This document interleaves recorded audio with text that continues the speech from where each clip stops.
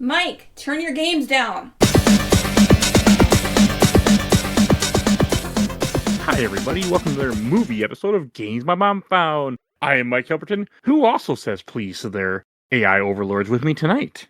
I am Phoebe Stanton, and my God, it's full of podcasters.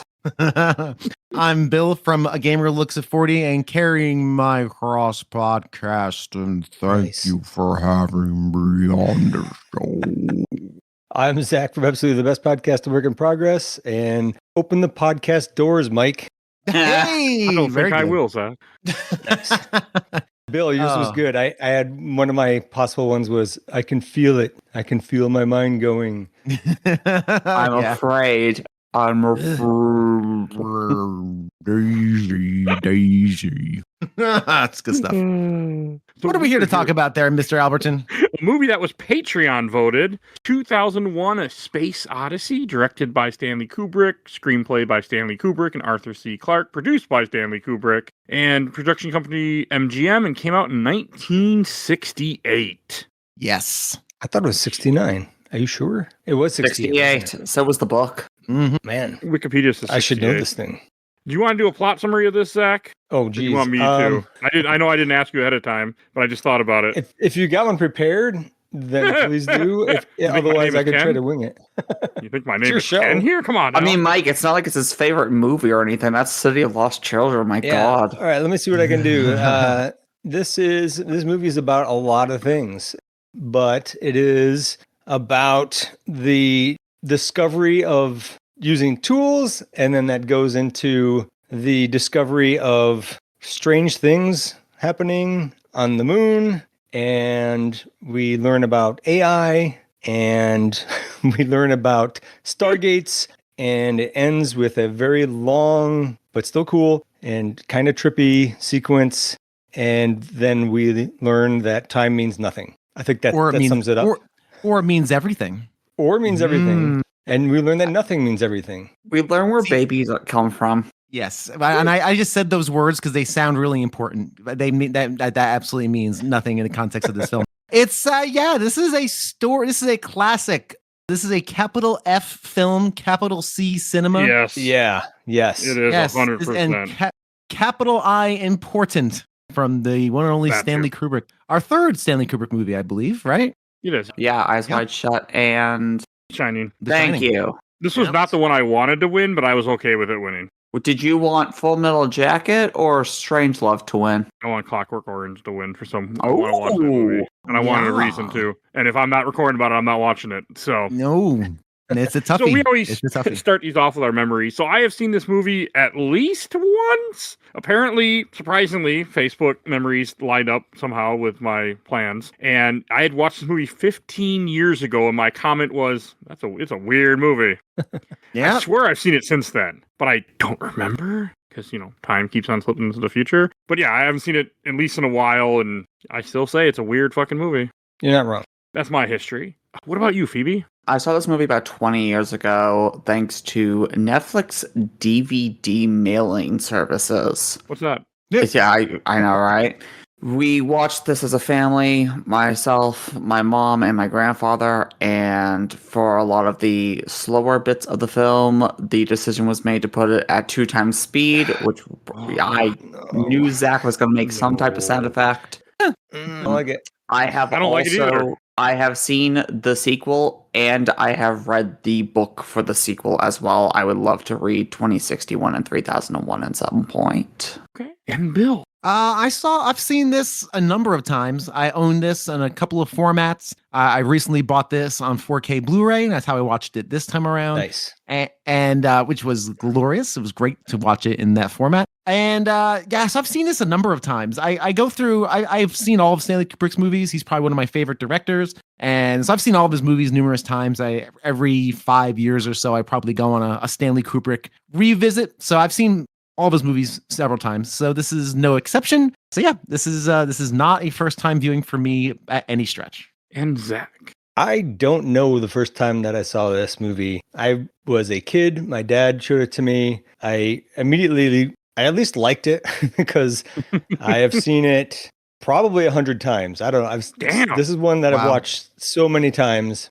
I was planning to see it in the theater in 2018 in LA. If there's no traffic, that's, a 2-hour drive for me. And it was coinciding with when Nine Inch Nails was starting a tour, and you had to go and wait in line to get tickets, which was actually a great experience. So I drove up early, waited in line, got my Nine Inch Nails tickets, had my ticket to go see 2001, sitting in the theater, waiting for it to start. It was finally going to happen, and they had projection issues. And they're like, sorry, here's your money back. You can come back another time. Like, okay, when?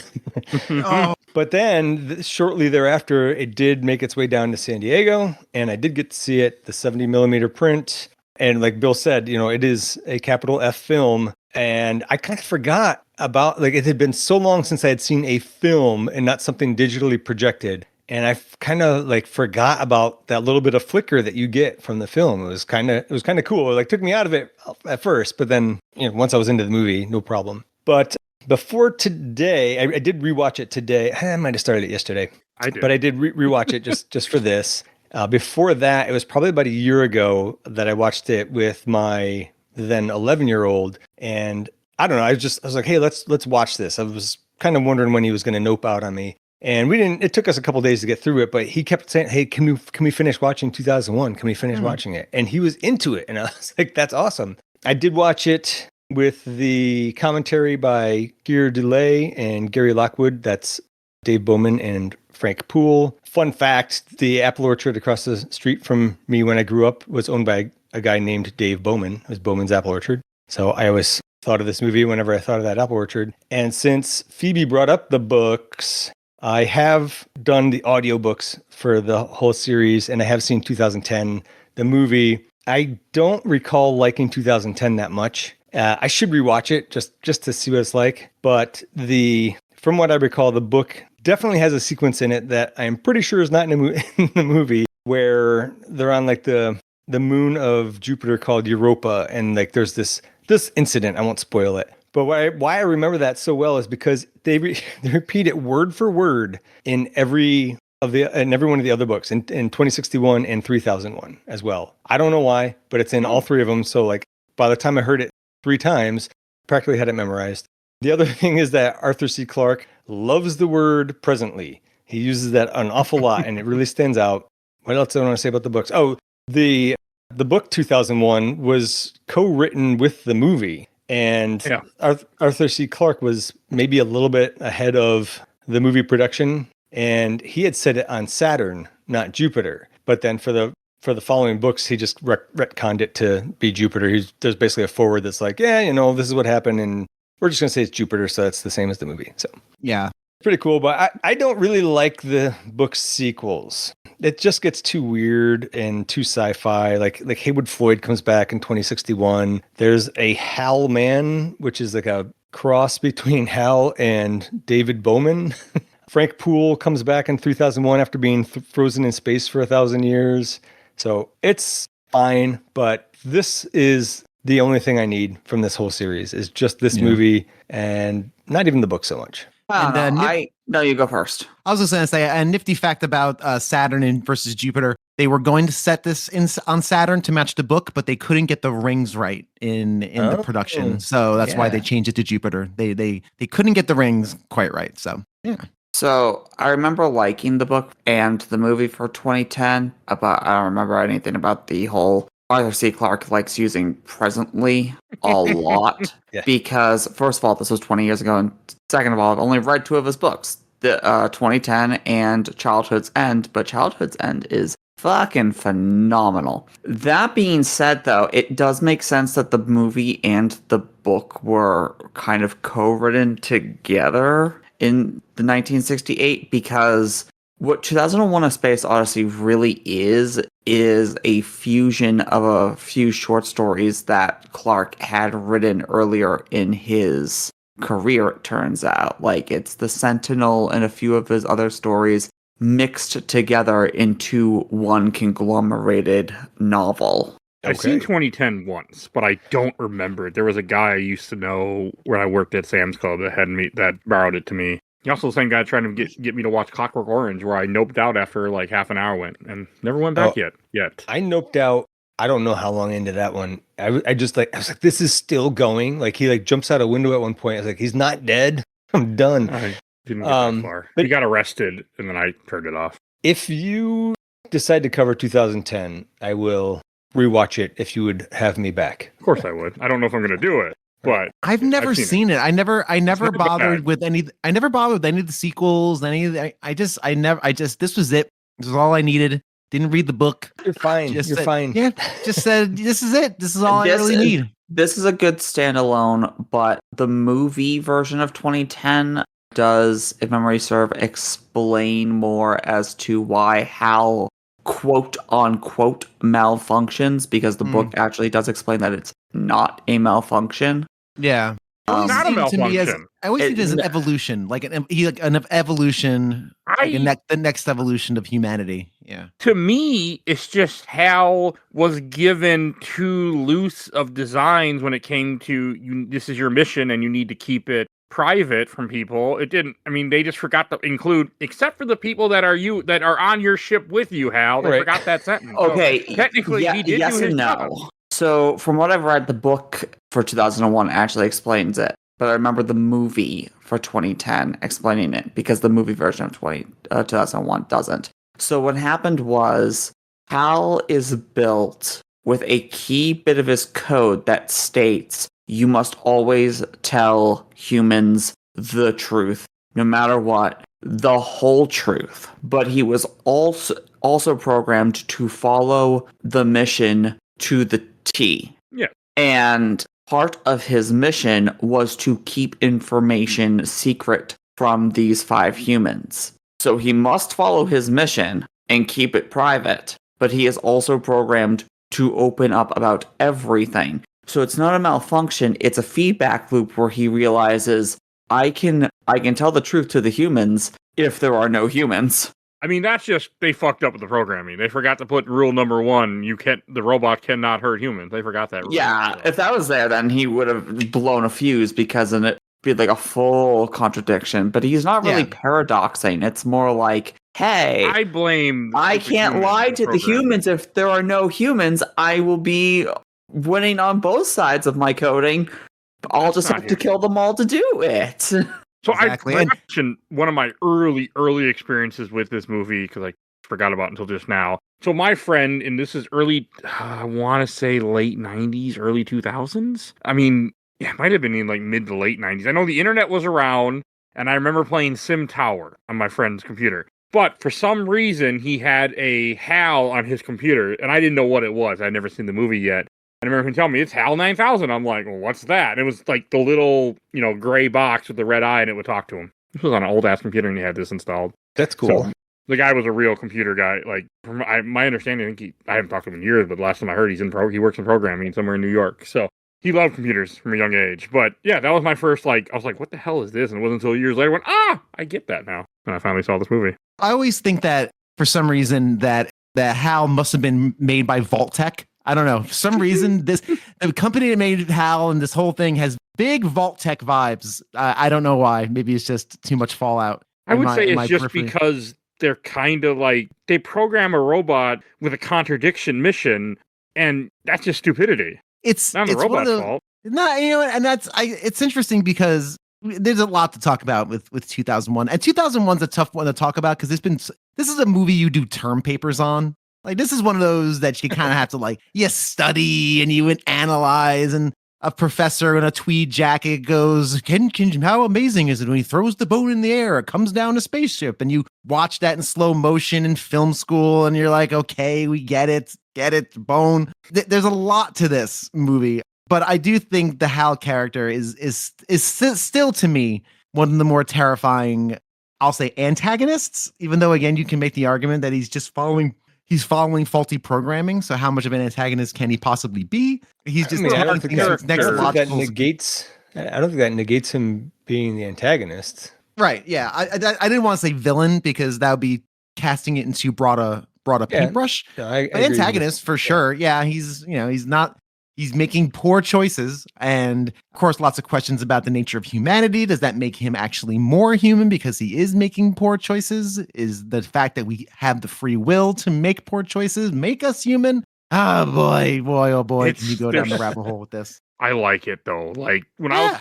I was watching it again, so I didn't watch this movie the way you should watch it, which is strapped down to a chair in a theater. I watched this on my phone. I watched this as I got up. Mainly I watched on my computer and I watched it on the TV, but it was in between me doing other things. So like I would I have to go do this now, so pause the movie. So I didn't get to watch the way you should watch it, but I still enjoyed it for what it is. And I can't believe somebody fast forwarded it at one time. No. That was 20 years ago, Phoebe. Blasphemy. Today, Phoebe turned off all the lights, Yep. made some Nice. salmon, Yeah, very nice.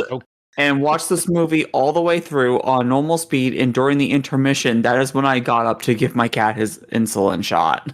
I did fast forward the intermission. I will admit that. I did that was too. like, No, the intermission lasted the way it was supposed to last. You are not a true 2001 fan if you have never raw dogged the intermission. I have. No, you're not supposed to raw I've- dog the intermission. You're supposed to. I've got. I was like, I raw dogged the first 3 minutes of that movie, which was also just music. Yeah, that was a fun. So I tried to watch this on my phone last night to start the movie, and then there's just nothing but a blank screen. I have my Are sound we? down low.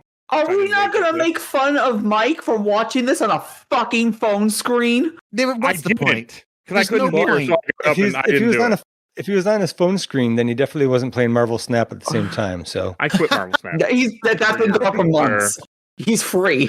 The curse is broken. No, I was playing on my phone at other times. No, I mean, so this movie is really broken into two parts. There's the Hal stuff that we're talking about, which is the more entertaining from a movie perspective stuff. Oh which my is god. An hour into the movie, it's more that whole stuff is more entertaining than the first part when it comes to as a movie. The first part has some interesting things to it, but it's also kind of I don't know how to say it. I find the first part of it to be like visually arresting, and I can't not look at it. This is why it kills me when Phoebe said that she used to fast forward it or put it on 2x speed. One time, and it was more of my grandfather and my mother's decision. You cannot. Don't you blame 14-year-old Phoebe, okay? I thought you were going to say 4-year-old Phoebe. Like, we can't blame 4-year-old Phoebe. 14-year-old Phoebe, we can blame. She's old. No. I am currently 3 years old. So this is when I was 14. How dare you, sir? Anyway, point being, no. There is. I said in the Facebook chat that Zach was going to love or hate me for this episode. The parts with Haywood, like on the station and in the briefing room and everything, are the most that feel like what most people would consider a movie. There is dialogue, there are actions happening and everything. The rest of the film, like the Dawn of Man, the flying through space parts, I don't want to call a movie because they're too artistic. This is like watching a ballet. Ooh, I like that. That's a fair analogy. I mean, I think I said something, not the ballet part, but like the same thing when it came to Eyes Wide Shut. I consider it an art piece. Yeah, I love the Donna Man stuff. Actually, personally, it's one of my favorite parts of the whole thing. Same. I find all of that really fascinating and arresting. But again, it is that very much so that visual storytelling. You know, I find the Donna Man stuff arresting. Not so much as arresting is the slow however slow all the spaceships move and slowly dock into things. But again, I know I'm not.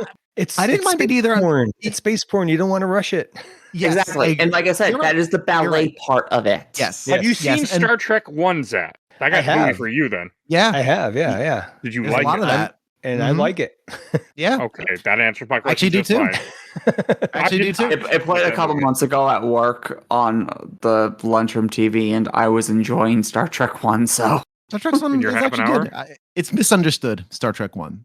Totally. But for this one, in watching it this time around, I kind of did what you did, what you didn't do, Mr. Albertin, is kind of strap myself to the couch and just watch it. And you get very caught up in how visually arresting it is. And what I really appreciated about this watch through was as I'm watching it, as I'm kind of just letting myself soak into the ballet of Blue Danube and how these spaceships are moving through space and all of the stuff that if I didn't give myself the time, I would be itching to push the fast forward button on my remote to do.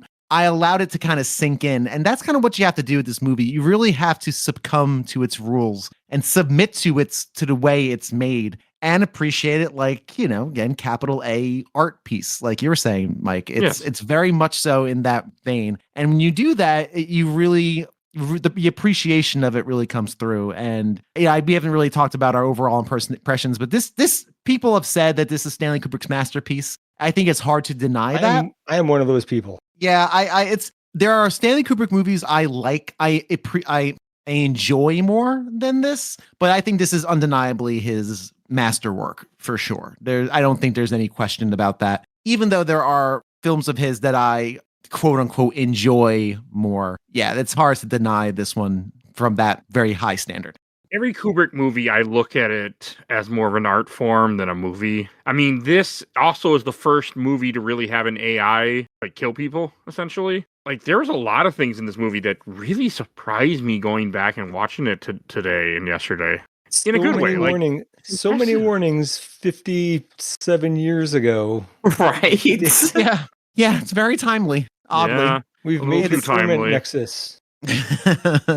But even like the opening stuff where there's something very off-putting, and there's lots of Stanley Kubrick moments in this movie that are very much so his design aesthetic, his cinematic aesthetic. Like even the chairs in the lobby, how austere it is, but you have these very 1960s modern art chairs in the lobby, and how stoic and strange everyone is, and how everyone's so there's lots of hallmarks of Kubrick in this. And there's some indelible images too. I mean, the image of Hal, just that singular light, is an indelible cinematic image. The image of the one astronaut struggling to plug his breathing tube back in complete silence. Yes. That's an indelible image. There's a lot of that in here. And even the hominoid throwing the bone in the air, that's an indelible motion picture image. And this movie, most movies would be lucky to have one. This movie has 10 or 20. It's pretty astonishing. To your point about when Frank Poole was being cast out into space, essentially, that there's so much leading, like from the beginning of that sequence when he goes out to fix the AE-35 unit, and up to the point where Hal knocks him off into space, and everything following that, where Dave rushes out without his helmet on, rushes out in another pod and stuff, and all that. There is no music, and all you hear is people breathing or dead silence, and it somehow makes the tension that much more dramatic. Yeah, and it makes sense. It does. It does. Yes. And also, it reminds me how space travel would probably be really boring, like lots of paperwork, because again, think about it, before 2001, we had nothing but space, cowboys in space, basically, right? Like serial dramas and Flash Gordon.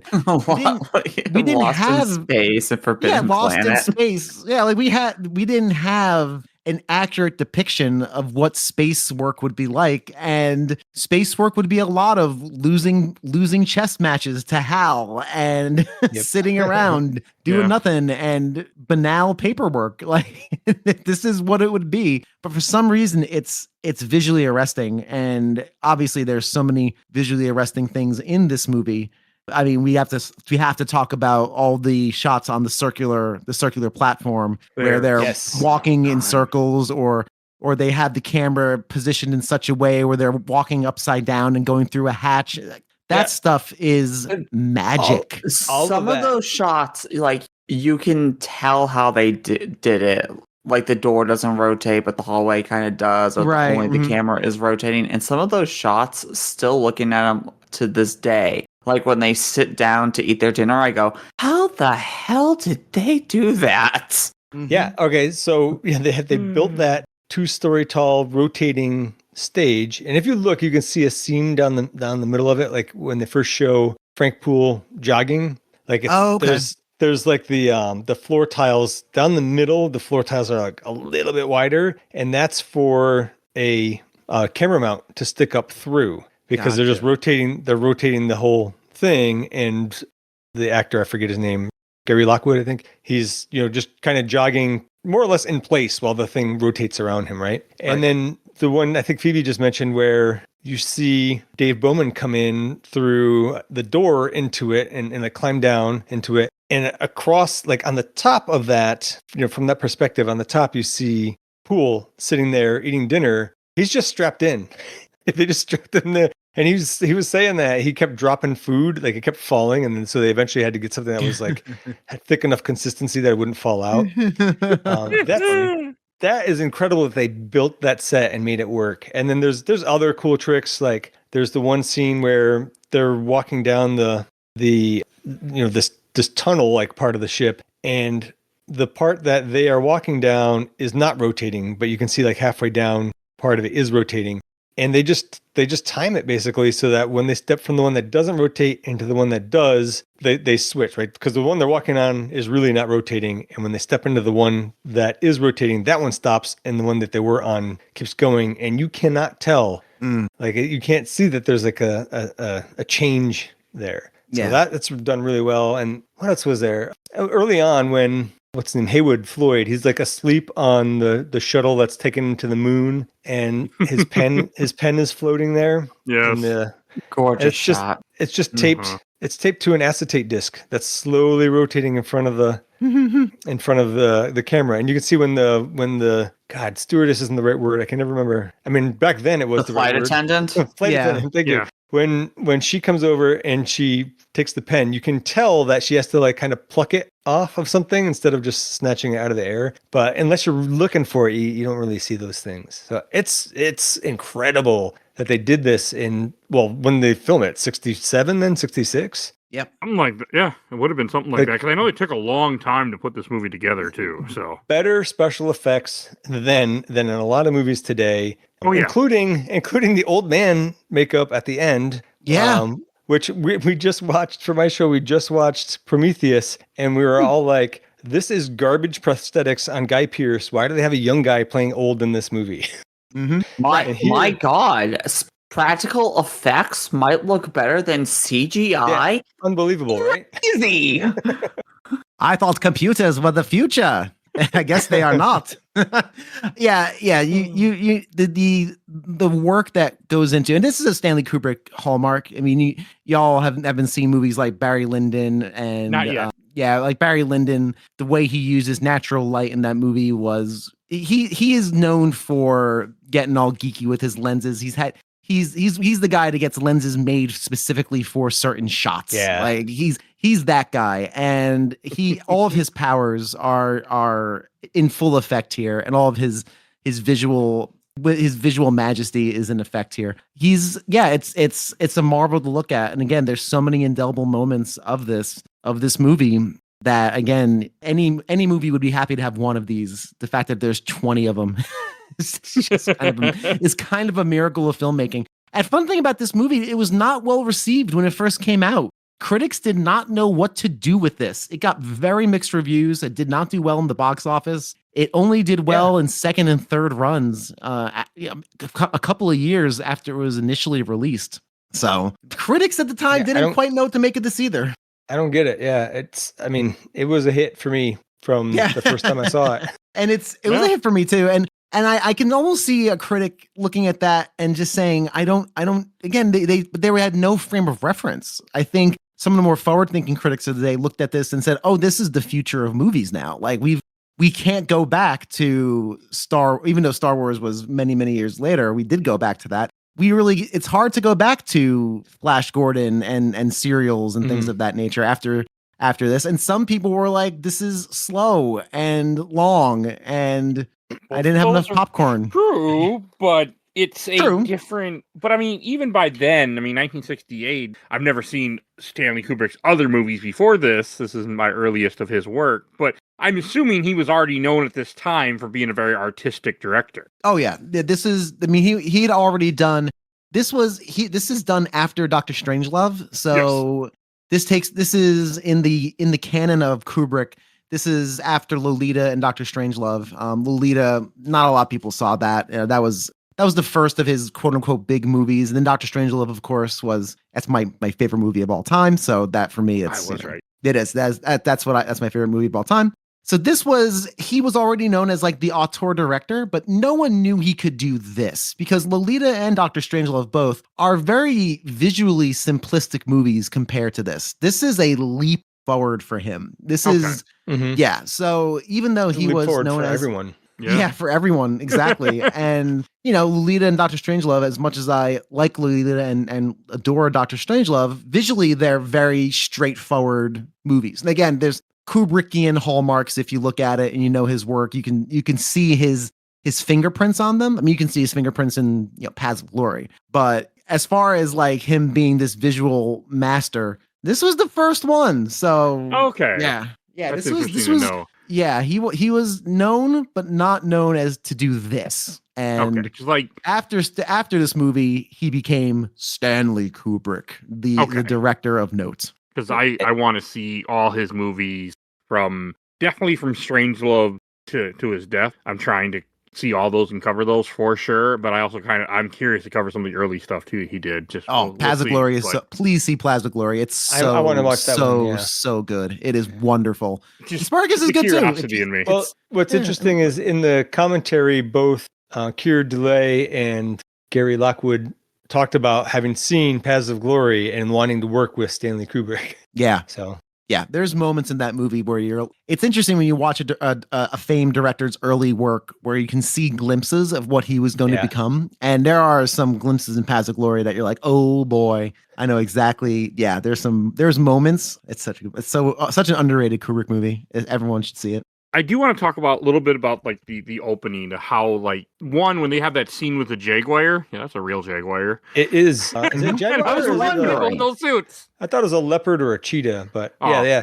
Pretty good ape suits, probably. First of all, but yeah, then real tapir and real leopard or whatever it was. That was apparently when they had the big cat on the screen. There were people you don't see with tranquilizer gun ready to shoot it if it doesn't. Yeah. I did not know that. That's great. Yeah. Like, don't worry, man, we got you. That scene happened, and Mr. Kitty was sitting on my lap, and I go, "Look, Mr. Kitty, it's your ancestor. Look how strong your race used to be." And he's just on my lap, licking his asshole.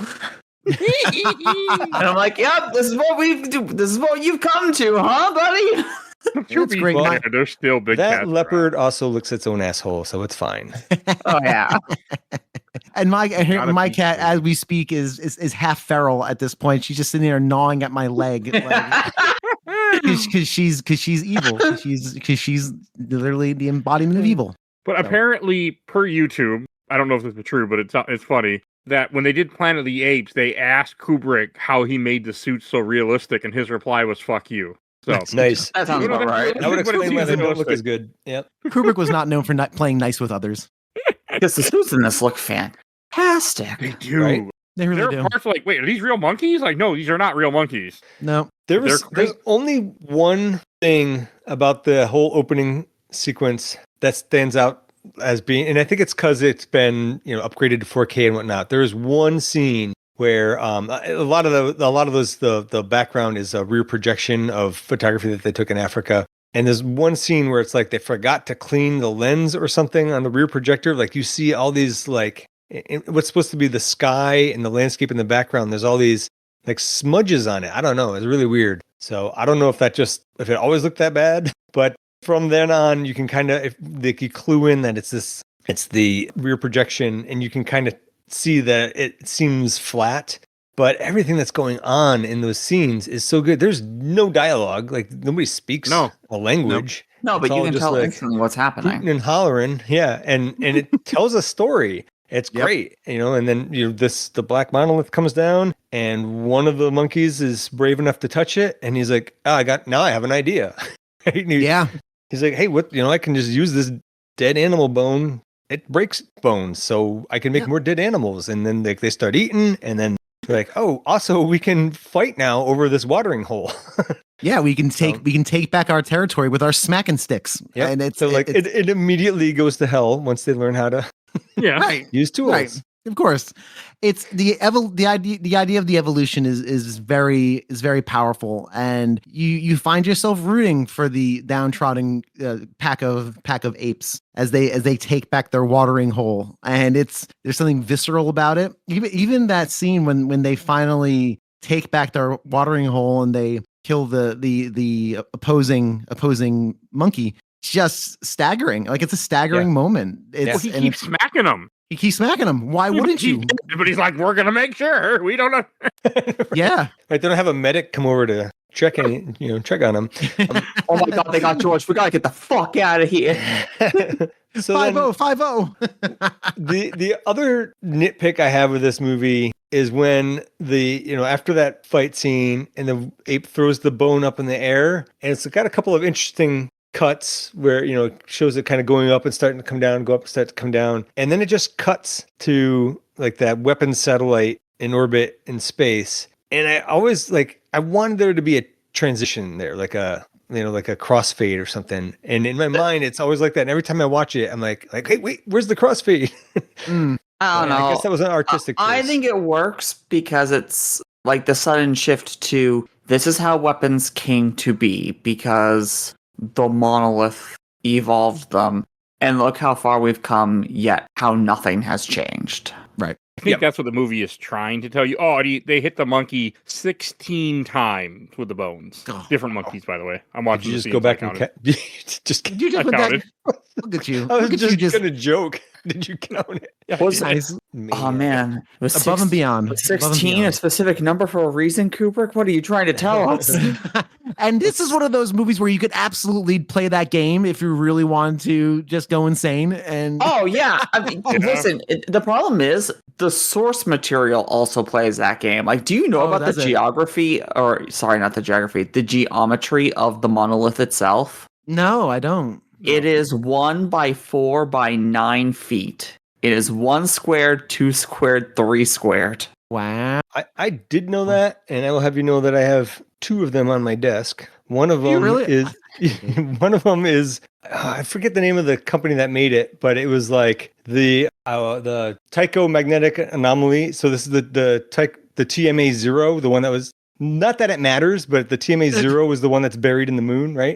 Mm-hmm. And so it's like TMA 0, and it's like in a big letters on the packaging, it says 0 points of articulation.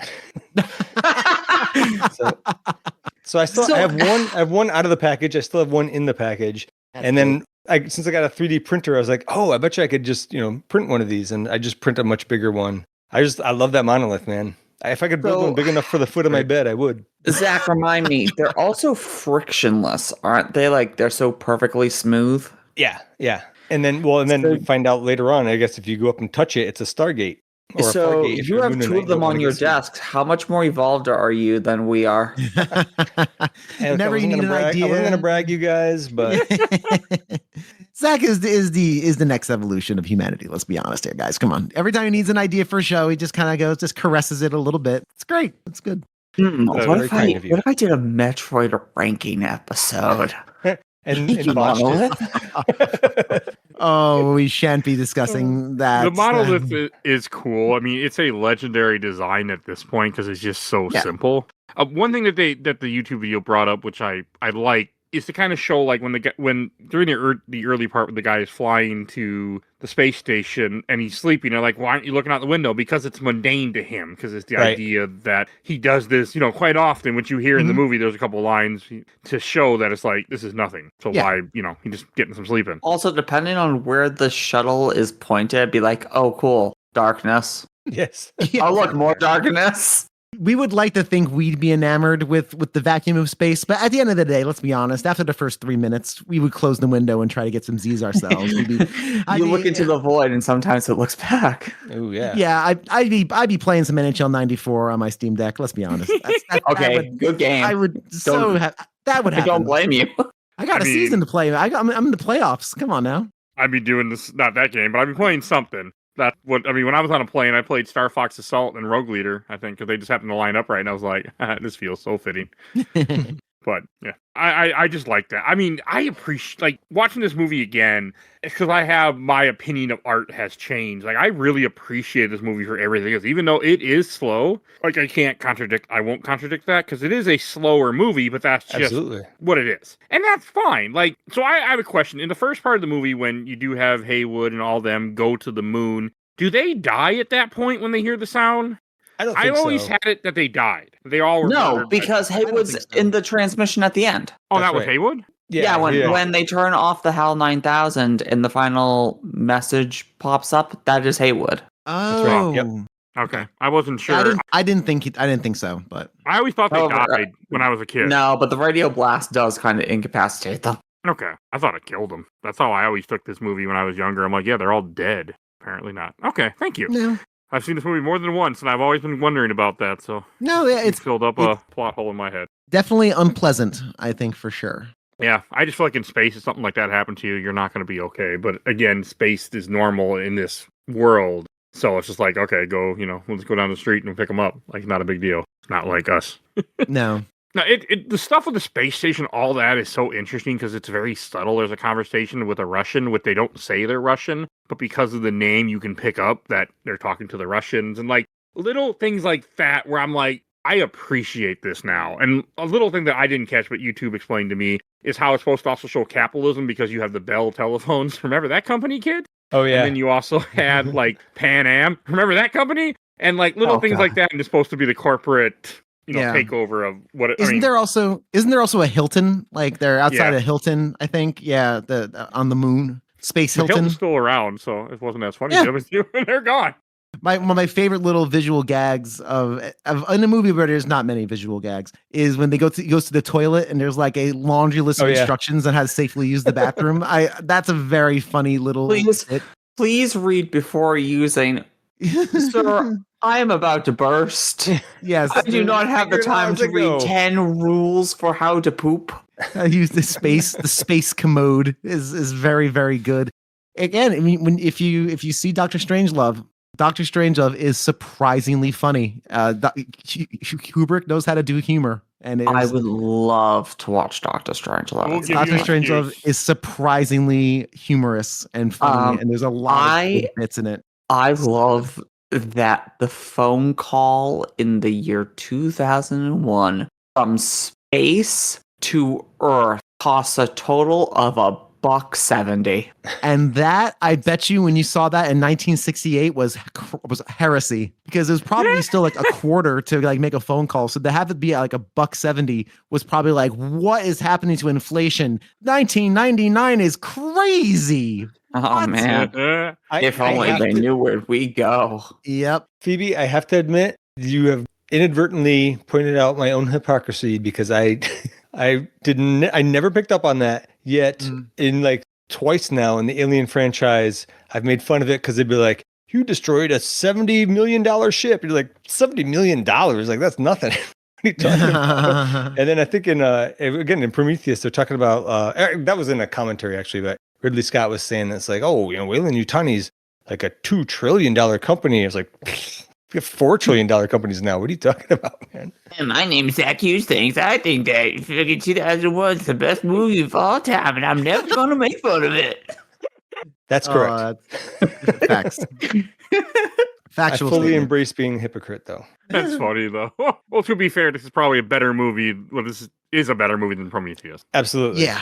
I mean, I don't hate Prometheus. Only seen it once, but I liked it better than I remembered. This is a classic in so many ways. Like one thing that I want to comment that I wouldn't have caught except for the YouTube is lots of them caught because of YouTube. The Earth, the way the Earth looks, because they don't know what the Earth looks like yet because we haven't gotten pictures of it yet. Yeah. That's true. That's so true. I didn't even think of that. We don't think the continents will be visible, so that's why it looks the way it does, like a blue marble. Like it is just so interesting.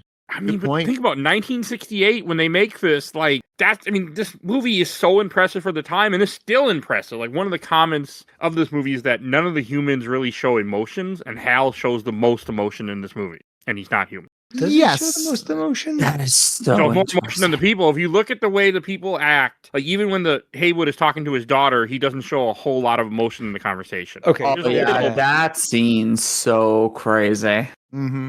I was also thinking, shouldn't there be like a distance? You're talking from the space station to Earth, like that should. Yeah, they probably again they figured it'd be instantaneous. Yeah, it's fine. That's an interesting point and that's very Kubrickian as well. Just having characters with muted emotions is a Kubrickian thing for sure. See, now I was thinking more about the Jupiter mission where it's just Frank Poole and David Bowman, and they're just talking shop. It's all work all the time, so there's not much to get emotional about until Hal knocks Frank off into space, and then I think Keir Dullea is such a phenomenal actor when he's trying to get Hal to let him back in, and you can see how angry he is, but he's trying to remain calm and say, open the pod bay doors, Hal. It's like a little bit more firm. It is so good. And so that's, purposefully, he's trying not to show emotion. But I did overlook the parts earlier where people are kind of flat with their emotions. I mean, and that everything when it comes to Kubrick is you have to and I do this now with every one of his movies, this being our third? No, fourth. Third. No, Eyes Wide Shut. Said it earlier. Eyes Wide Shut, Shining, and you're right. And this is number 3. Yeah. Sorry, it's been a long day, Phoebe. Not as long as yours, I'm sure, but brain don't work well sometimes. But whenever we watch one of his movies, I look at it so differently than I would any other director because I just know that how purposeful he is with everything. Yeah. So makes me appreciate more. And when it comes to this movie, the way that they're talking is it's not by accident. Everything he does is mathematical. Everything he does is coldly calculated. Not coldly calculated. I shouldn't say that. Everything he does is purposely calculated for effect and for a reason. And I agree with you, Zach. I think it was when he's beseeching Hal to open the pod bay doors, his mounting frustration, but still remaining professional because he knows he's an astronaut on a spaceship is so telling. He doesn't allow himself to have because time is now not on his side. He understands that he needs to. What's the next task that needs to happen, right? There's no time for mourning. We need to move on to the next task. And I could see a highly trained astronaut doing exactly that, being very analytical in the way they approach things. Yeah, just really, really great stuff. And since we're talking about that part of the movie, getting back to the special effects, when Dave blasts himself out of the pod into the vacuum of space, into the airlock that's exposed to the vacuum of space, right? They did that by the entrance to the exit of the pod and the entrance of the airlock. That's the top of the room, and he just falls in. But they have him on a rope with a pulley that's more or less around his waist. I think he said it was tied to his crotch, actually. God. So he falls in, and somewhere else. There's a strongman, like a circus strongman, who's got some knots tied into the rope, so he knows when to stop it, right?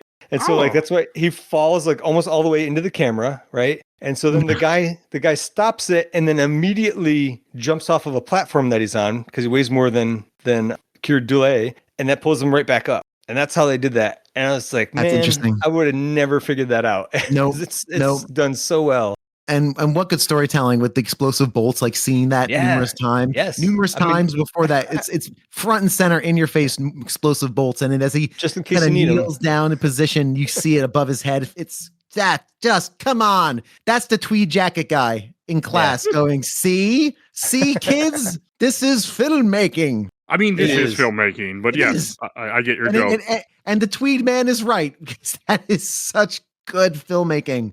That is the stuff movie dorks geek out over and watch this movie. I would love to see this in 70 mil, Zach. I would love if my local Alamo Draft House had this coming out. I'm sure they've screened it before. If this came out in 70 mil, I would absolutely go and see this for sure. The 60-year reunion's coming up, or not reunion, but anniversary is coming up. Right? Okay, a couple more years. I'm going to keep an eye out. Hopefully. I'm going to keep an eye out. I would absolutely go see this on a huge screen format in that just sumptuous 70 mil. Oh, I'd be surprised if they didn't put it out because what's his name? Christopher Nolan. He spend the money to restore the prints. I think that's right. Yeah. I think that's right. I'll accept that as truth. Sure. Yeah.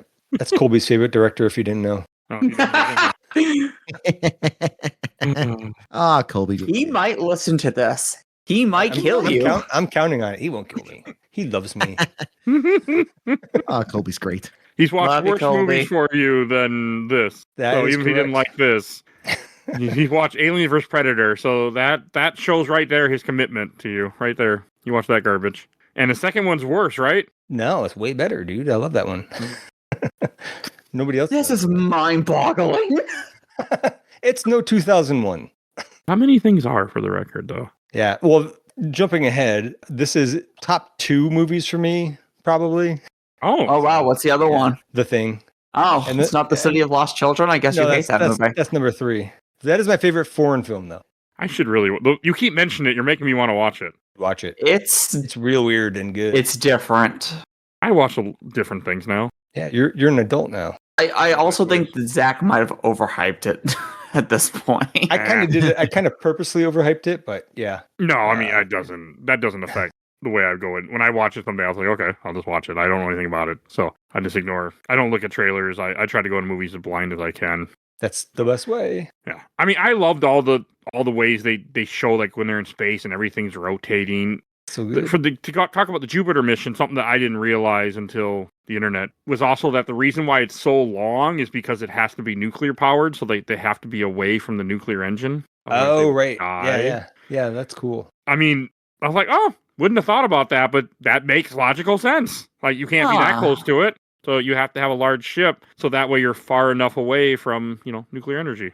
I just because I've never seen City of Lost Children, and I just realized that's a Jean-Pierre Jeunet joint, and I like him as a director, and I forgot he did Alien Resurrection, which was unfortunate. Oh no, I like that one too. Is it good? I haven't seen it in so. It's weird. long. You can tell it's his movie. You can definitely tell it's his movie, and I think that helps personally. He's the Amelie guy, and I love Amelie. Yeah, it's a great movie. It's good stuff. I even like Delicatessen. I thought that was really good. I'm amazed I haven't seen. I like all of his movies. Lost Children. Yeah, I'll have to watch it. I would be extremely interested to hear your thoughts on it. Yeah, and Mike's.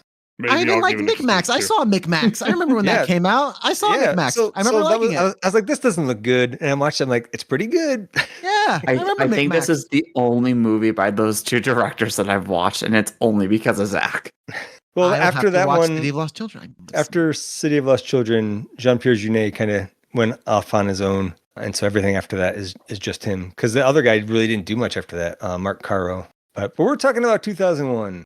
We are. Sorry about that. Sorry for taking us on. Talk about, like, you mentioned the airlock scene, which is good. I never realized until YouTube, thank you again, had told me that the reason why he's wearing the mask is because Hal got rid of all the oxygen. I'm like, that makes sense. Or just to be on the safe side. I thought he was doing to be on the safe side, but apparently there is no oxygen in there. Hal already took care of that.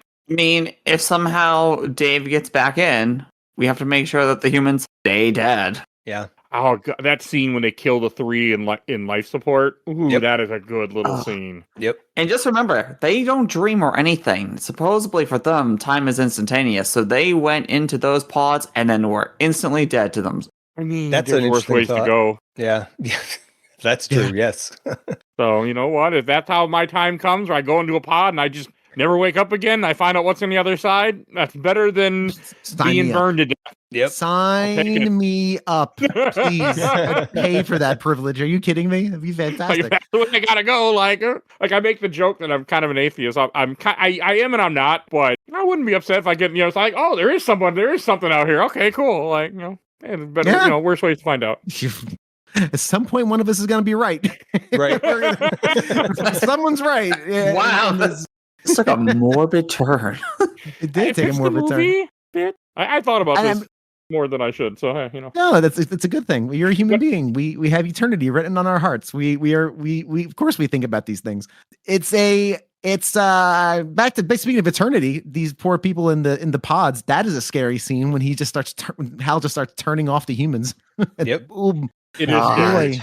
Yeah, actually, I was watching it, and as soon as the life signs started beeping, my dog looked up like something is wrong. Snugbug was not like she looked up like she knew the language of cinema. She knew something was awry. Those beeps started happening, so I had to turn it really low. I had to turn it down because Snug was not happy.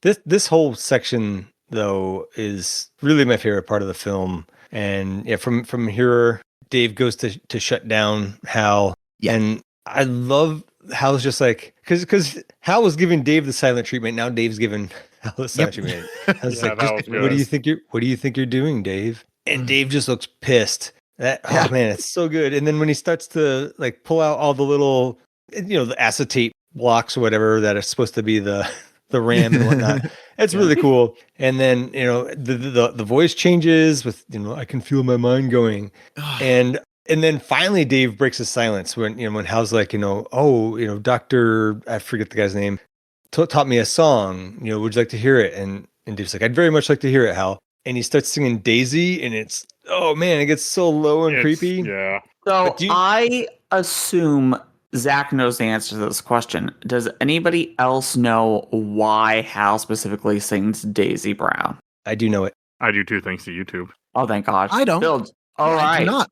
Daisy Brown was the first ever sung by a computer back in, I think, 1963. When they gave a computer a voice synthesizer, the first thing it ever did was sing Daisy Brown. IBM 7094. You can find it online. I saw it in the YouTube video. It's fucking creepy. It's creepy as hell, right?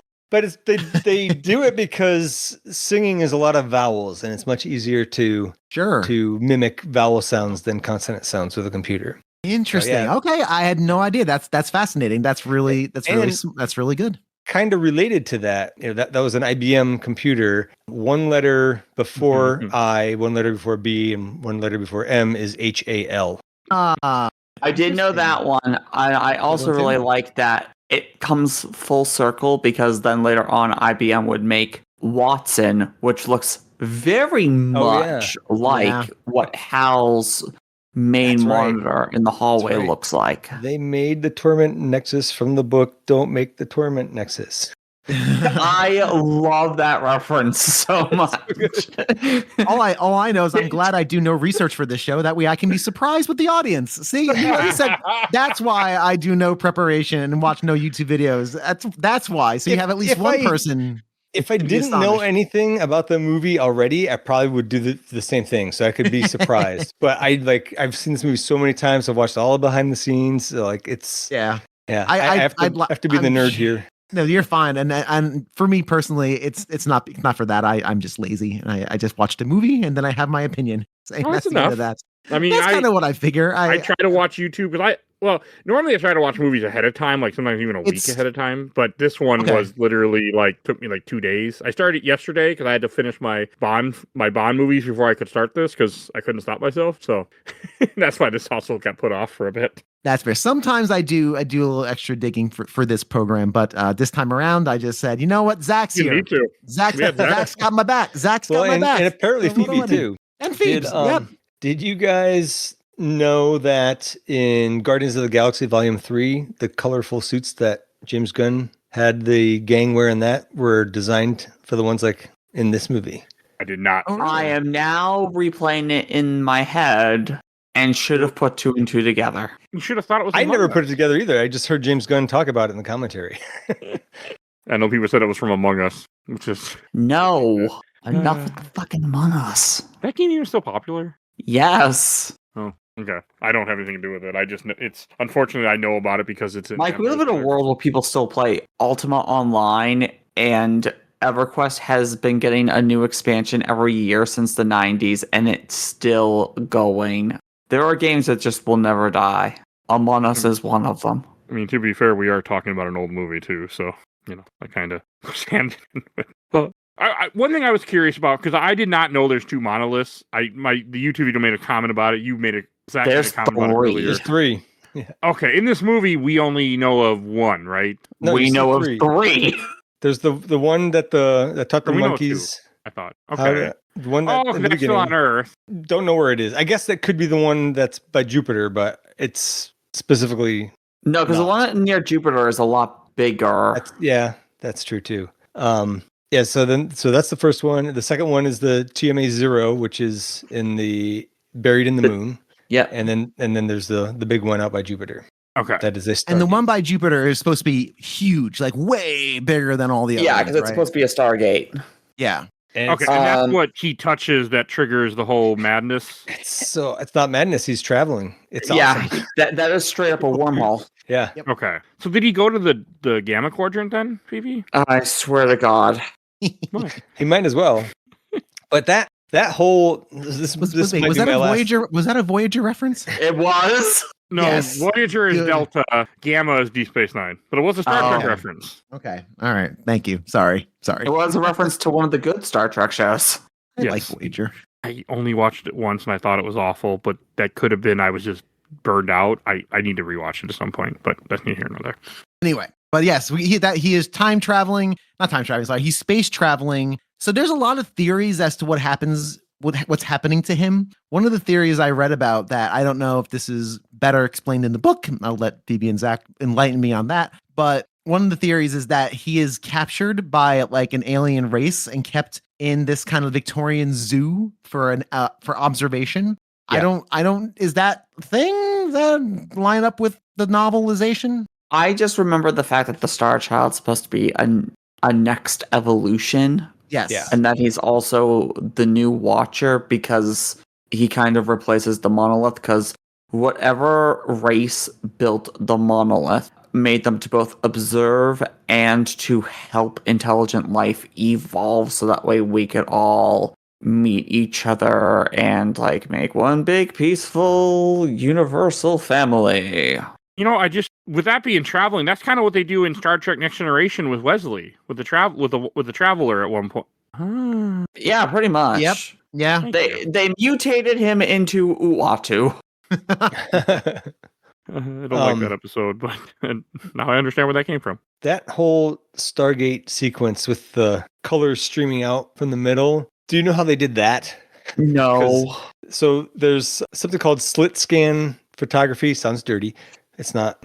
But basically what they did here was one frame at a time, actually half of a frame at a time, because they had to do it for two sides. Mm-hmm. They would move the camera towards like a black slate with a slit cut in it. And then behind that, while the camera's moving towards it, they're moving this other, like this picture behind it, which is making those patterns. And so by doing that, it kind of grows the like a square and a perspective, vanishing towards the center that's one frame. Okay. And then they reset it and they move the picture a little bit and they do it again.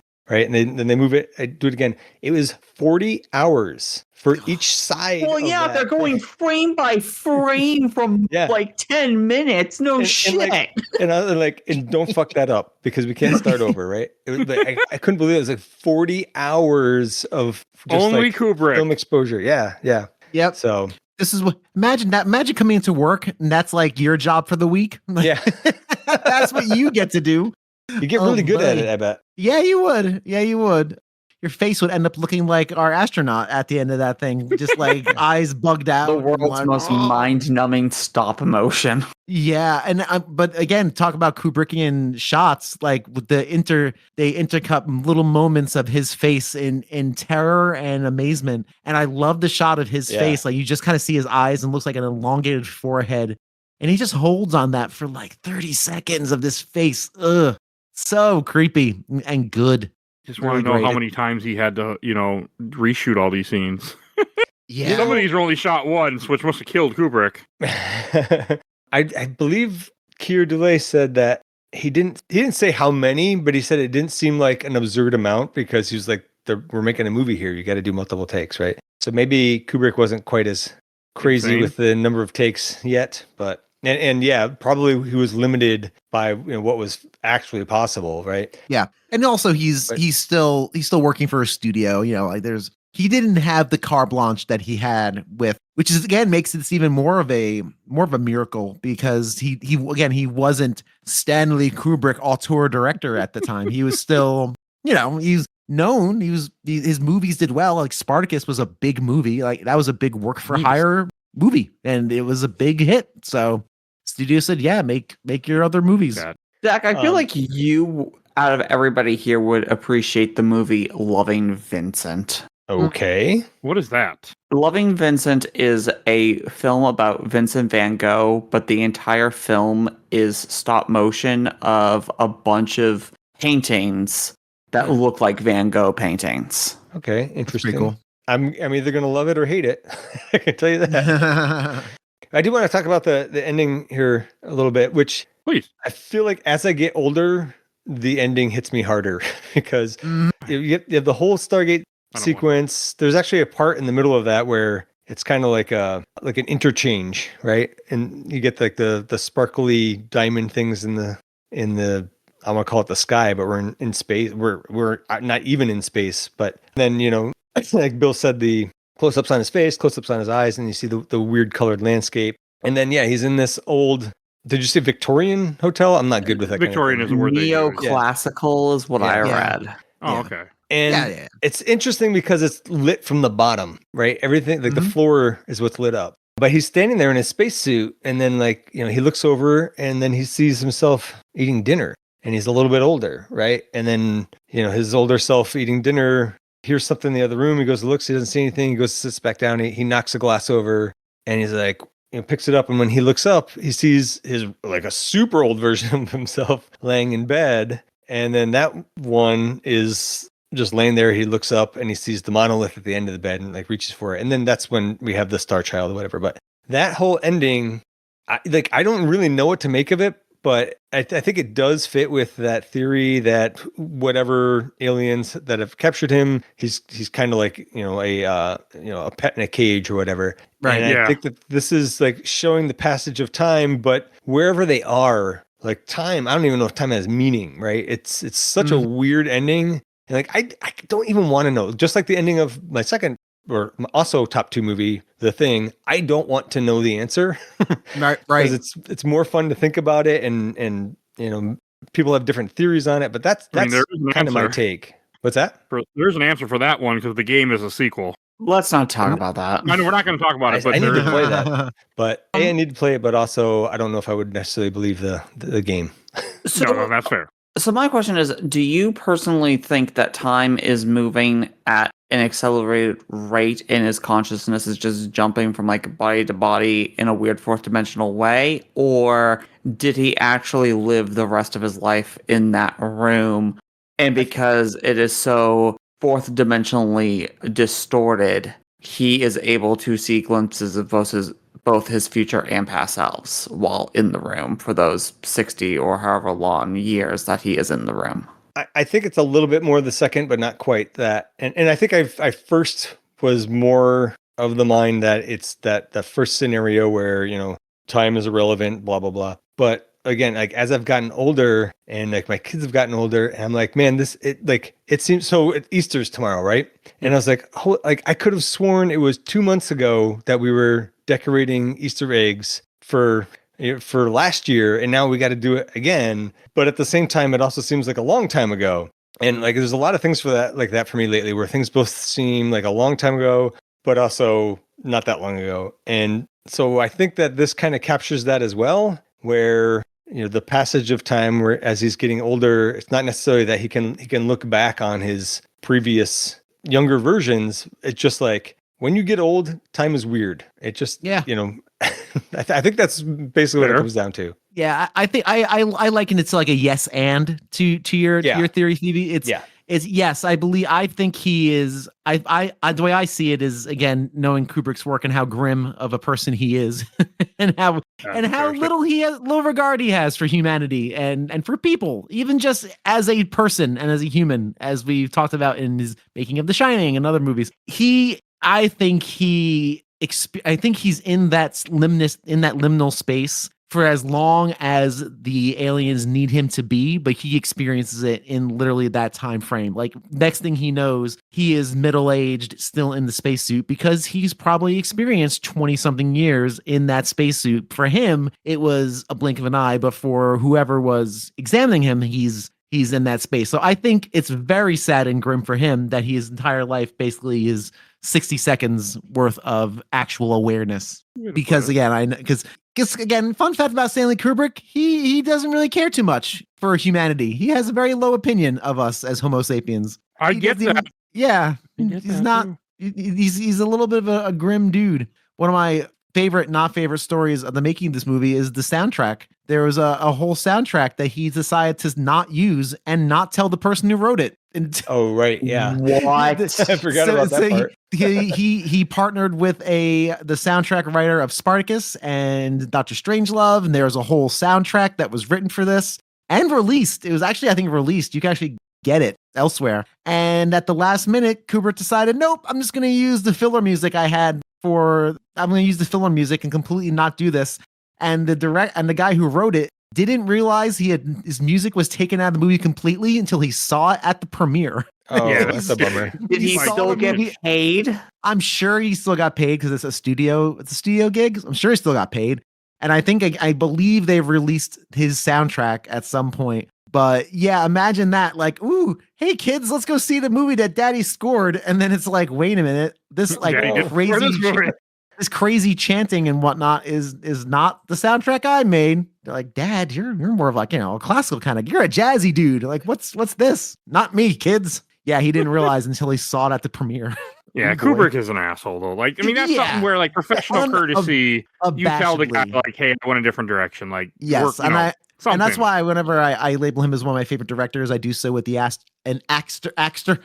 How do I say that word again? Asterisk. I do it with a caveat because he is notoriously cranky to work with, and he has very little regard for human beings and actors, and that kind of craptitude is not good. If you're a director, damn it. No. Be nice, be kind to your actors. They're human beings. They are not lenses on a camera that you can just interchange. I mean, there's shit in Clockwork Orange I know about where he caused injury to the main actor. Oh yeah, yeah. What?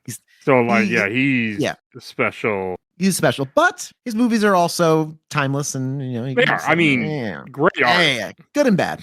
Just kind of an asshole. It's important to highlight the humanity and the faults of people when celebrating their amazing art. Both of those things can be true at the same time. I mean, this movie has tons and tons of slow shots, and I appreciated it more in this movie than I do in Star Trek: The Motion Picture, as we referenced earlier. That movie irritates me. That's a different podcast. Listen to that. But like, I mean, rewatching this, like, I didn't think much about the old part, like you were talking about earlier, Zach. But I get it. Like, I can completely understand where you're coming from, where time just feels like. I mean, for me, it's just always like, oh, it's the next day. I gotta release a podcast, or I gotta do this today so I can stay on track. So I guess I don't even really think about that part because my brain is constantly in movement by choice. A good thing, but by choice. Yeah, I think it's interesting it's interesting to kind of look at things in the macro and in the micro, right? Like we spend our lives in the micro worrying about small details, so much so that you can look back and be like, wow, it was just Valentine's Day 2 months ago, and now here I am in Easter. Like, where is the time going? I look at my son, he's gonna be 10, he's gonna be double digits in a month, and it's like, wow,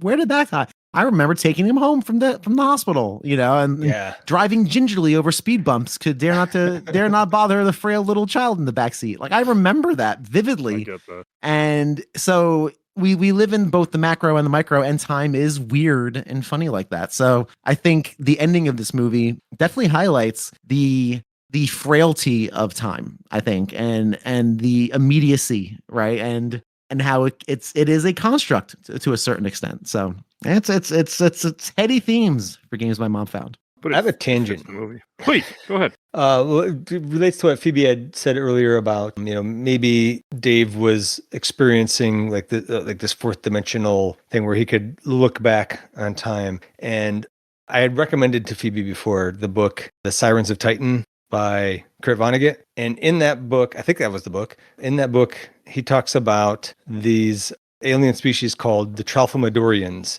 and they don't experience time the way people do in a linear fashion. They can experience any time that they want, so that like when one of their fellow Tralfamadorians dies, they're not upset because they can just go back and revisit the times when they were still alive. So I feel like that is kind of fitting here. Makes me think of the movie Arrival now. Oh, that's a great movie. It's a damn really good. Really good. Also Natalie Portman, so. No, it's Amy Adams. Amy I Adams. thought she's in that too. Oh, I'm thinking of a different movie. She's in Annihilation. Sorry, wrong. Oh, yeah, completely different movie. Holy shit. Totally. Annihilation I want to see more. Really like that actress. Arrival is really, really good though. You recommended Sirens of Titan and Cat's Cradle after you had me do a Slaughterhouse. Or sorry, you recommended Slaughterhouse 5 after I did a Cat's Cradle chapter for A Word of Wisdom, and that went so many places. That's a great book we haven't talked about yet. I feel like we covered most things in this movie. I think this movie is impossible to show modern people.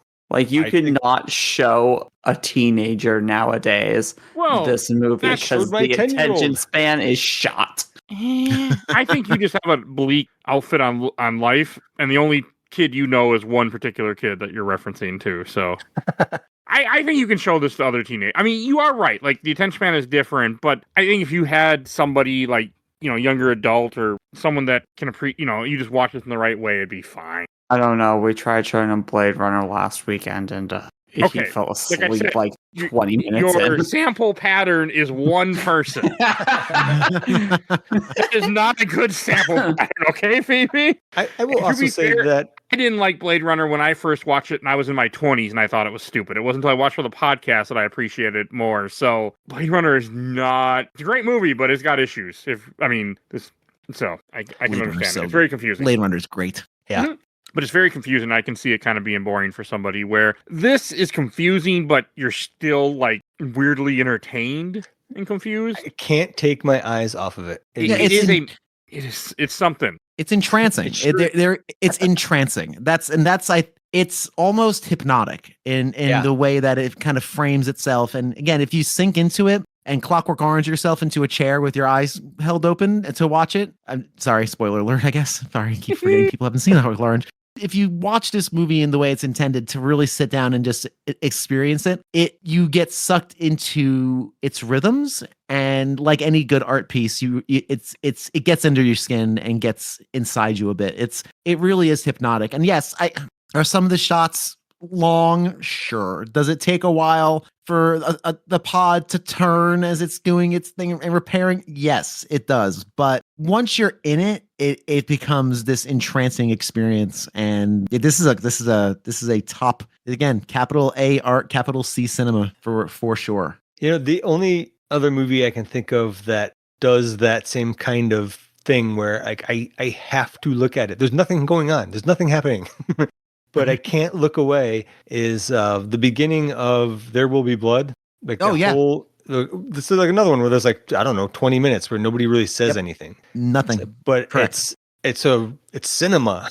I don't know how else to describe it. It's a very good description. It's very good. It's a very good analogy because again, you have all this like weird noise, music. It's all this atonal stuff going on. It's very, very similar in feel and tone. And again, it's just somebody digging for oil. But for some reason, it is absolutely entrancing. That's a very good. I haven't seen that movie either. Did I accidentally make a good movie point? You made a great movie point, sir, and you make many good points on your show. Don't shortchange yourself. Absolutely the best podcast. A work in progress. Yeah, a work in progress is important. Yes. Mike and I probably feel attacked now. Oh, come on. This show is what this show is, and I appreciate exactly what it is. I'll say nice things about everybody's show. Damn it! I've said many a nice thing about Nerds of Broadcast. It's one of you and Mr. TV have such natural chemistry. It's almost embarrassing, and it's like, damn it. The best it's like, chemistry. Damn it! It is one of those where I listen to it and I go, come on. Phoebe, what's it like to have a co-host stay with you for over a year? Oh man, it's incredible considering the dark secrets that he knows about me. So the fact that he is so you're staying with him then. No, the fact that he sticks with me is amazing. That's so good. I love that man to death. If you go past 2 years, you beat my record. So I'm pretty sure we've done it already. Yeah. They have because I have. Yeah. I'm not bitter about things that happened in the past. Nope, not at all. So living the now.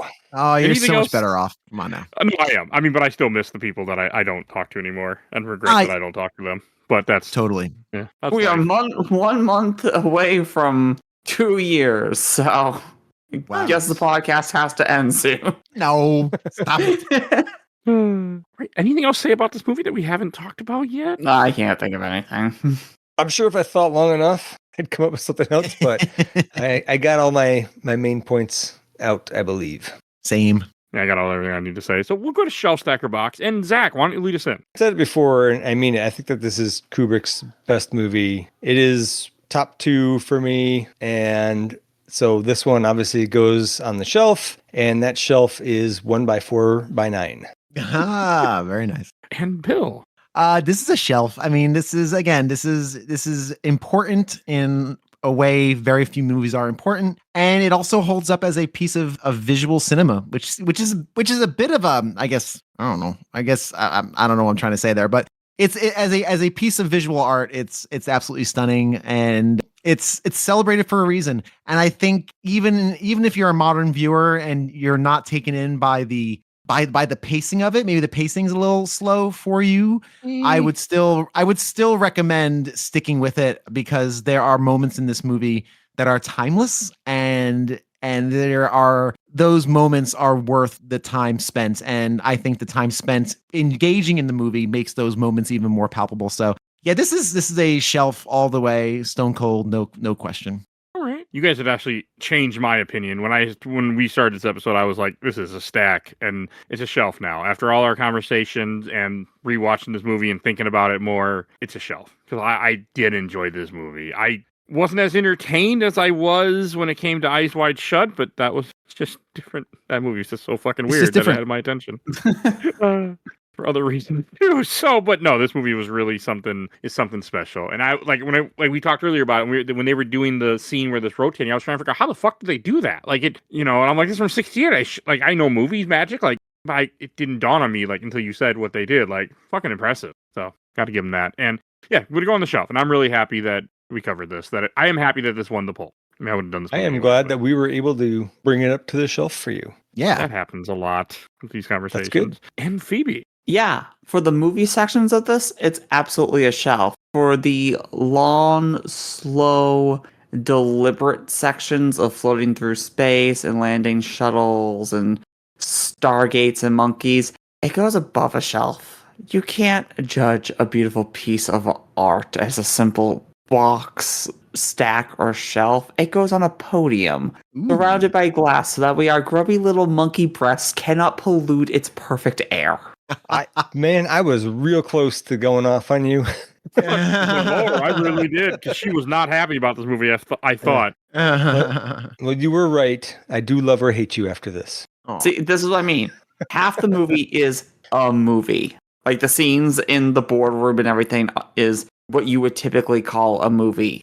The other half of this is not a movie. It is an art piece. But it is such a perfect art piece. And the shots where they're actually quote unquote movie are so perfectly shot, perfectly acted. This just goes up, whatever is above a shelf, you have to put it there. Okay, because you brought up a comment that I have to talk about now. This movie is more of a movie than Eyes Wide Shut, in my opinion. That is more of an art piece. Oh yeah, for sure. There is more, Eyes Wide Shut never has a conclusion, really, to what the hell happened. It's just a fucking weird sex cult trip, which I enjoyed. I have some movies for you, Mike, if you want more of that. I don't know. I'm not... If they're directed by Kubrick, I do, yes. But I'm assuming they're not. So, no, I don't know. But that, to me, Eyes Wide Shut was much more an art piece than this is. I like Shining more out of all three of the movies that we've done so far. But I really fucking like Shining. Okay, and that's more of a movie also. I mean, to me, the only one that's really an art piece is Eyes Wide Shut, because that is just such a fucking weird movie. Mike. And Kubrick is different at that time. Yes. Fidelio. No fucking idea what that is. That's from Eyes Wide Shut. Oh, see, Eyes Wide Shut. Oh yeah. How quickly he forgets. Okay, that was 6 months ago. I have no memory of this. You'd be surprised that I'm in the future. Okay, this is what I got to publish. This is what I got to record. Is that really October? Was it October? We did. You said 6 months. We are in April. Yeah. I'm in the future. Yeah. No, it was Christmas time. It was our Christmas movie. Yeah, yeah. October was Shining, I think. Was I on that one? I think I was. I don't think you were. You were on Eyes I'm Wide not even Shut. sure we had Ken for that one. Ken hates Shining. Oh, Ken. Ken was not there.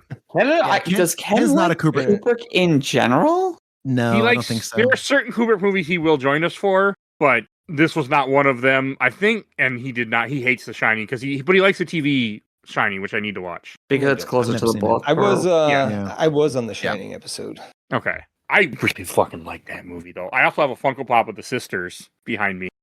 Not that I bought. Nice. Wow, Mike has a Funko Pop. Fucking would've thought? crazy. The sisters. Okay, and that was one of the early ones that we bought too. I don't know if I have a Jack Torrance. I don't think I do. How many bookshelves do you own of Funko Pops? 1, a 2, a 3, a 4. Actually, more than that, but no, there's like 6. You'll see when you visit someday, Phoebe. When you finally leave Nebraska, you can see my large, massive ass collection of Funko Pops. That is insane. And there are no Funko Pops in 2001: A Space Odyssey, by the way. Thank you know. God. Yeah, can't imagine a plushy Hal just kind of sitting there on your shelf. You Okay, know can, what? actually. Now I need to find. There's got to be a plushie Hal. Gotta be. It's just a portal turret, really. Let's be honest. Yeah, there's a plushie Hal. You can get it on a Geek Outfit and Etsy. Yeah, there's multiples. Oh Pillows and God. stuff. I just still can't forget. I just can't get over that. My first ever experience with Hal was just somebody having the thing on his computer, like, and he thought it was so cool, and I'm like, what the fuck is this? It was a long time ago too. All right, I think we should wrap this up. We should go to plugs. And Bill, where can people find you at? A Gamer Looks at 40, as always, and Carrying My Cross podcast, where I talk about my my faith journeys, and all of which are still available to check out wherever you listen to podcasts. So go and do likewise. Yeah, no AI involved, except for the I do let the robots put together my clips on TikTok because they do a better job than I would Nice. myself. Oh yeah, the robots it comes all out decide. okay sometimes. Yeah. Yeah, you know what? I couldn't do it better, and it's one of those things where I don't want to invest the time. It's Yeah, something that That's fair. gets like 120 views, so it's like fine. You know, I let the robots do it. I did that once because like it was a movie I just did not like, and I was like, man, I don't want to put effort into this, and so I just did like the magic clips, whatever that were generated. It got Yeah. just as many views as the ones I put the Yeah. effort into. Exactly. Yeah. I put some substantial effort into one TikTok, and it did exactly the same as everything else. And I was like, it wasn't. Was that really worth it? And I don't know if a single reel has ever generated a podcast download. Yeah, I don't know, nor do Different I think so. Just different audience. Yeah, Yeah, I agree. yeah. It's fine. It is totally fine. So I was doing TikTok where I just rolled dice, and then I got tired of doing that. I just make TikToks of me rolling a dice, but then I kept buying new dice, and I'm like, I'm tired. And Phoebe. Yeah, you can find me on Twitter and Blue Sky as the LP Princess, on Twitch and YouTube as Let's Play Princess, and as one of the co-hosts of Nerds Broadcast with my good mate TB, who an hour ago said hello to everybody, but I didn't want to interrupt. So, hello world from TB. Hey, TB. Hey, TV. One of the genuinely nicest people I've ever met. It's Yes. he is astonishingly pleasant person. So TV, you're a good egg, and I hope to have you on a show at some point doing something, because you're a good person to talk to. And you too, Phoebe, of course. You're always welcome. Anything. Aw, thanks, Bill. Open invitation for all you fine people. Hey, I'm up for I'm carrying my cross to talk about my religious background whenever I you're would looking for love those to. episodes. I would love to chat with you about that, sir. I grew up in a house where my father was very religious, but we never went to church. But we listened to Christian radio station, like the sermons. Okay, I would love to chat with you about that. Genuinely, make it Okay, happen. I know you haven't. I don't think you've done. I've listened to only a few of your episodes. Yeah. Mainly your early stuff that talked about your background, because that was interesting to me. Yeah. That was very interesting to me. Yep, it's I've known you a for weird years now. story. I'm like, oh, this makes sense. Like I remember him talking about this and this. Yeah, you putting the things together, Yeah. putting the pieces. I do that a lot in life. Like when we were, I wanted to be a detective at one time. That never happened, obviously. But like, there are so many times in where I will pay attention to little things that other people don't, like my wife doesn't notice, or other people wouldn't notice, and I'm like, yeah, just, useless knowledge. But I like just knowing, just in case you might need it. So I always keep a lot of stuff in my head. All right. Let's go to my plugs. If you enjoyed this episode or 900 other episodes of this podcast, we do movies, TV shows, video games, comics, all sorts of content. If you want to hear our other Kubrick content, you will see it in the show notes, the other 2 movies. There will be more. I'm going to try to cover a lot of his catalog. This just took a bit because of Patreon poll had to go end, but yeah, I want to do more. So there will be more. I don't know what, but there will be more. And if you want to support the show, we do have a Patreon, Little Dying Vote. Our Patreon poll, like that's how this movie happened. We have 2 polls a month currently. I'm going to keep doing that until I get backed up and have to put it off and go back to 1 for a bit. But for now, I'm not behind, so you'll keep getting 2 polls. And if you donate $10 or more, I'll plug your podcast or YouTube. You already heard 3 of the lovely people that do that, so check all their content out. I'm not sure you got all 3 there, buddy. You did not. You missed. No. Zach! Zach, you had. Hey, to be fair, we did plug your podcast earlier. So. We were talking about it several times, so it is fair. And you can find me on Absolutely the Best Podcast, A Work in Progress, where we've covered all the MCU movies so far.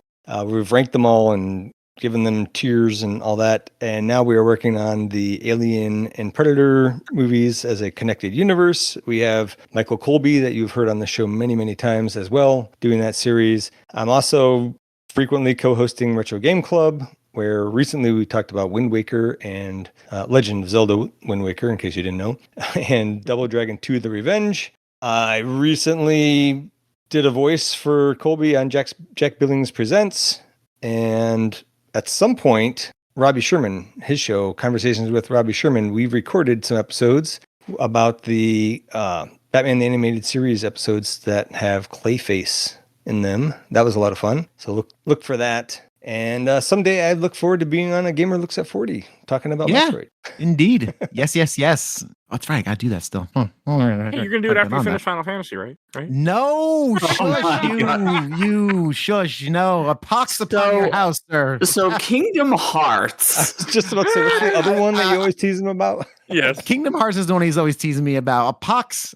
No. No. Damn it. It's just so good. It just makes no fucking sense. That's all. Is it though? See, I don't even want to. It makes more sense than I unfortunately understand Kingdom Hearts way better than I should, but I don't recommend what I did. So I, as they say. Aye. Watched him as Power Rangers. Rangers. Thank you. I've been watching Ranger recaps because that's the only way to watch Power Rangers is to watch a recap on YouTube and not watch the actual show. But okay, and now I also want to say check out our thanks to our awesome check out I forgot how to say Helena's plug. Helena Hellhatchery made our awesome intro and outro. I only said this 300, 400 times. I mean, come on now, you don't remember these things. Check her out. You see a link in the show notes. I'm tired. Instagram, Twitch. No, she's not on Twitch. Instagram, TikTok. Yeah, find her on there. And please join our Discord. You want to be in the show? You want to just listen to the show? There is a Discord. You will see a link in the episode show notes. And please follow us on Facebook, Instagram, Threads, Blue Sky, YouTube, audio only, and rate and review for Get Your Podcast. I think that's everything I need to say. So we will see you guys all next time. Bye, everybody. Bye. Easy. So long. Easy. Nicely done.